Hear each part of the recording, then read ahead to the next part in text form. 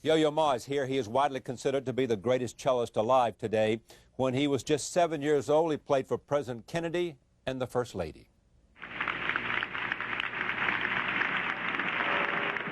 As a child, I was probably pretty unself-conscious. And it's that part that you want to treasure as you grow up.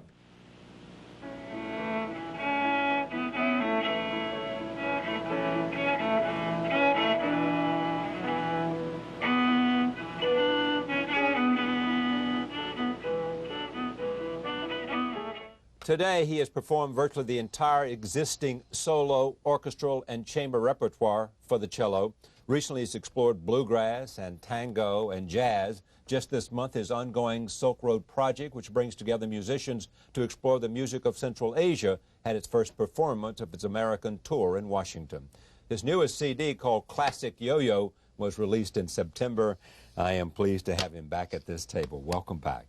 Thank you, Charlie. I must say, I may not be the greatest cellist alive, but I'm still alive. And that says something. Thing. Exactly. Yes. That's right. President Kennedy once said something that I thought was just wonderful and great, and I always admired him for saying it. And he was talking about having Pablo Casals in the White House.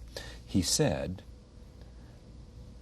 I don't know or appreciate that much about cello music. I just know that the world's greatest cello player belongs in performance in the White House. I know that. And so that spoke volumes about respect for excellence to me. You know, I grew up owning the recording of that White House performance, and it always was a wonderful thing to own, because Pablo Casals was certainly one of my cello heroes, partly because he had his priorities right. I think he used to say that he was a human being first, a musician second, and a cellist third. And those are good priorities. Is that sort of the way you see it? I think I would aspire to that condition, yes. Human being, then a musician, so. and then a cello player. Yeah. Music came before the cello for you. I think so. I think the instrument is a fabulous instrument. I love it very much. But it's what you say with it. It's the content, it's the ideas, it's the emotions that you represent with the instrument that actually becomes the communicative thing.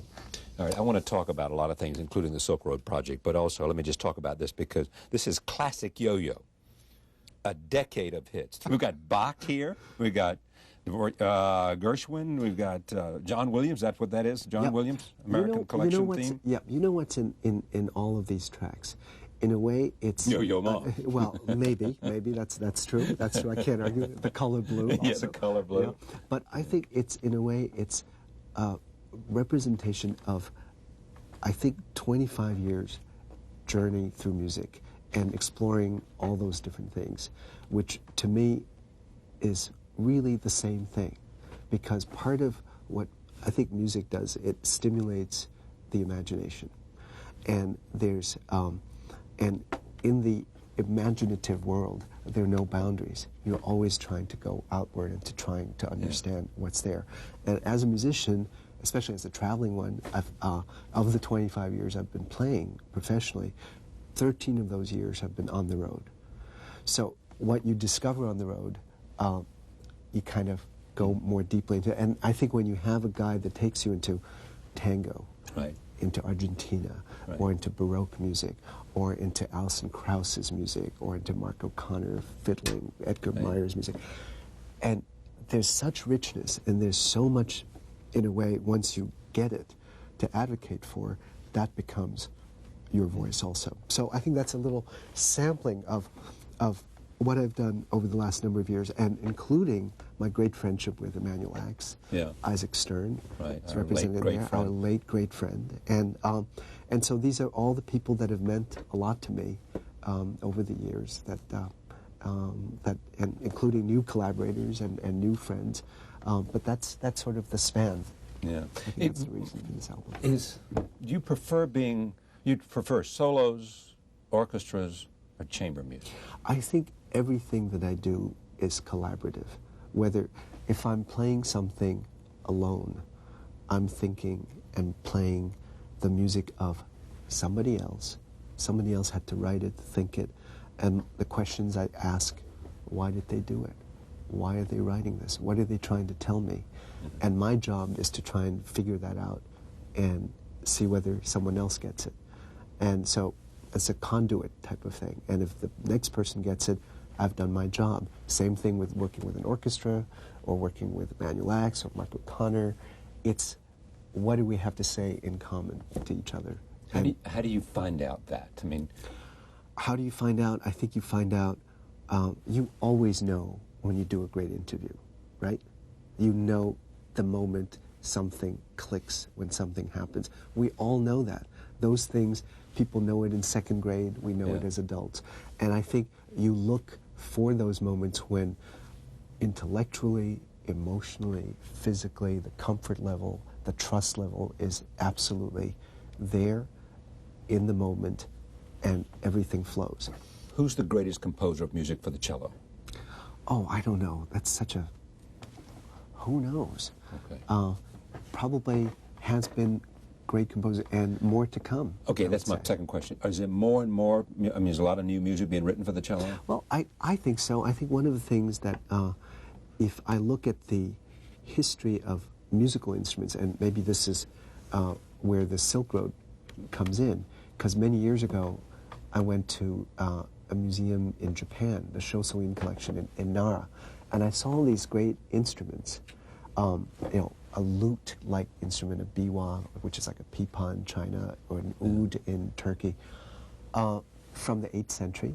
And I see sort of a through line that of all these instruments, bowed instruments, plucked instruments, that are similar, that go from the Middle East, from Central Asia, from through China to Europe. I mean, the lute and the oud are very similar, and the kemanche and Mongolian horsehead fiddle and the viol, the viola da gamba family, ancestor to the cello from Europe. There are all these sort of transnational influences that make these instruments able to talk to one another. I think that's what's fascinating to me, because it's not about who's the greatest, top 10 list of cello composers, but rather what people are inspired to write because there's a great player in a certain region and they want to do something, or a player, it's sort of how something precious inspires someone else to do something precious, and how can you get a lot of these, that energy together to make for a whole era of wonderful things coming out. That's what's interesting in this kind of work, because I believe that there's great talent coming out everywhere, since talent knows no particular geographic boundaries or socioeconomic boundaries. And so who are the talented people? Who are the people who have stories to tell? Who are the people who really are dying to say something and they really want you to know? Isaac once said to me, I said, how do you tell the good ones?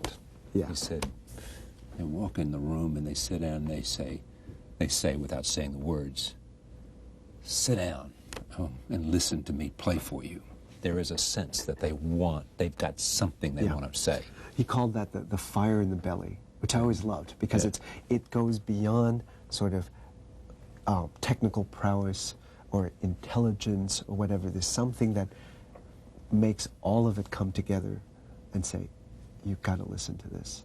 And I think there are people that are that way a lot of places.